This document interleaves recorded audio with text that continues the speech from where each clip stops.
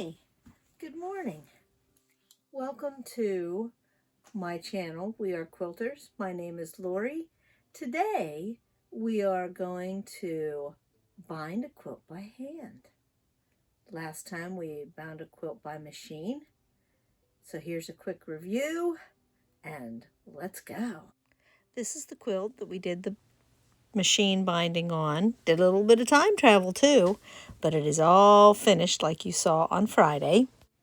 And here is the little doll quilt that we are going to bind today. Here's my bag of binding.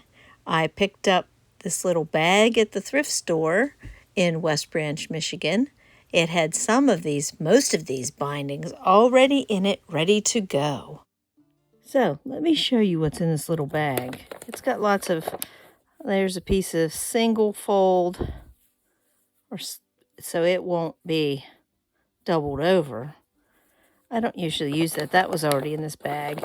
And there's some binding that it's almost like towel rucking, but it's fantastic colors. That was from a thrift store. It was in this bag from a thrift store. There's some pieces I've added in here, like the binding for my son's quilt. There's usually some extras. So I'm going to talk about these two pieces today. This is the piece that I'm going to use on the quilt, the little doll quilt, here in a moment. And you can see there is not much give or stretch. It's already folded over. It came in that zipper pouch. And it is not bias. It is on the straight of grain. This one, and I've used this not too long ago on something, this is bias binding.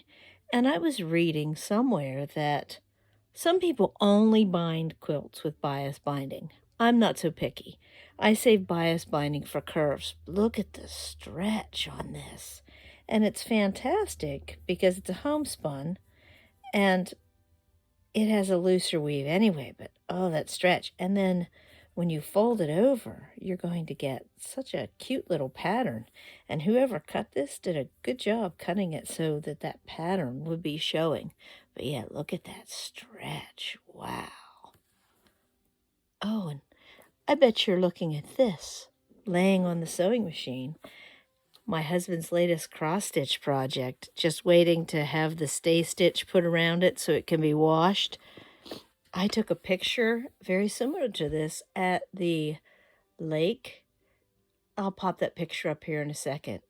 But what a pretty cross. I wouldn't have believed that those colors could actually be in a sunset if I hadn't seen it myself and taken a picture very similar to it.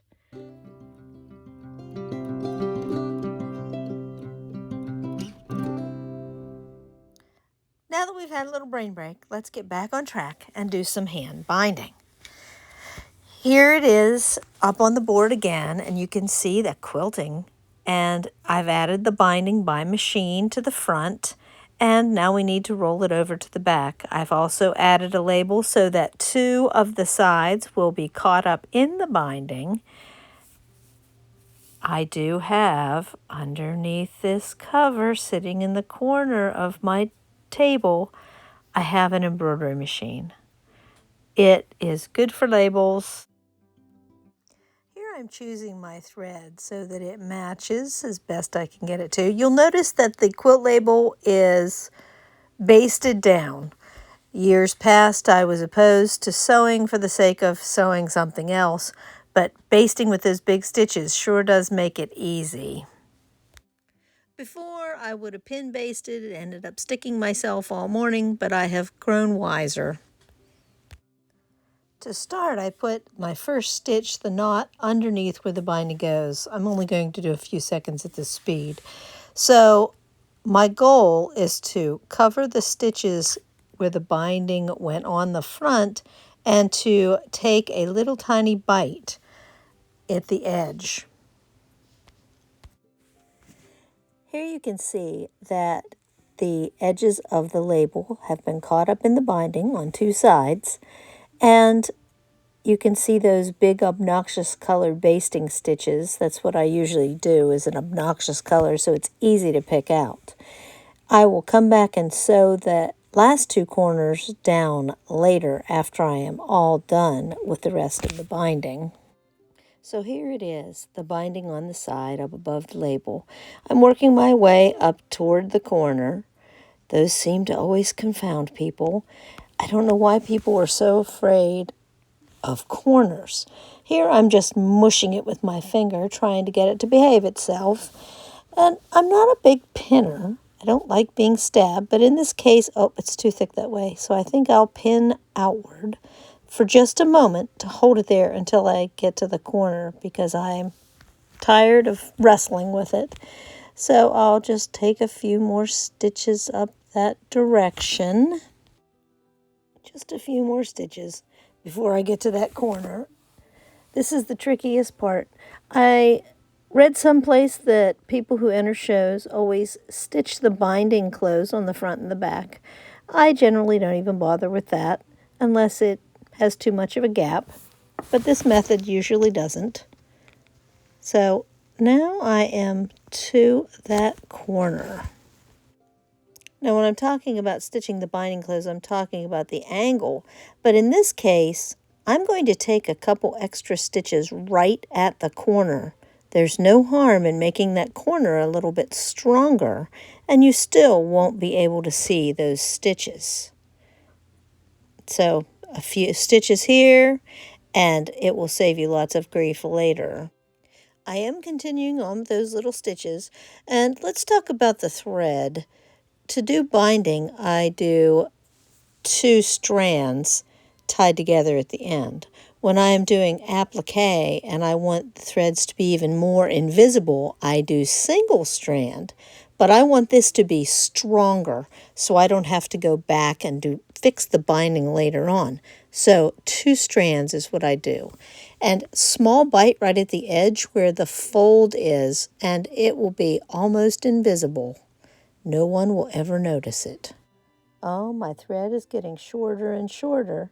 I'm going to have to tie off and get another piece of thread here in a moment. To tie off, I make a loop and pull my thread through. I do this twice. That's what my grandma taught me. And it has never come undone on anything I've made over the years. So I just very carefully pull it out. Look at the corner again. Looks pretty good. And I just snip it as close as I can, being careful not to cut into the quilt. To start the next thread, I go under where the binding is and come up outside the edge of the binding to finish up the whole job. I use that same technique to finish the last 2 edges of the label, and here it is up on the design wall, all done. And here's the front, all finished and ready for Sadie for Christmas. And here's the opening of the gift. Oh, to be so happy. I hope you enjoyed this little walkthrough on how to hand bind. Don't be afraid. Just do it. It will be okay. It will be done in the end. Next week, Honey's special binding. Tune in to see more details about that. And now for some sweetness and some cuteness. Enjoy your day.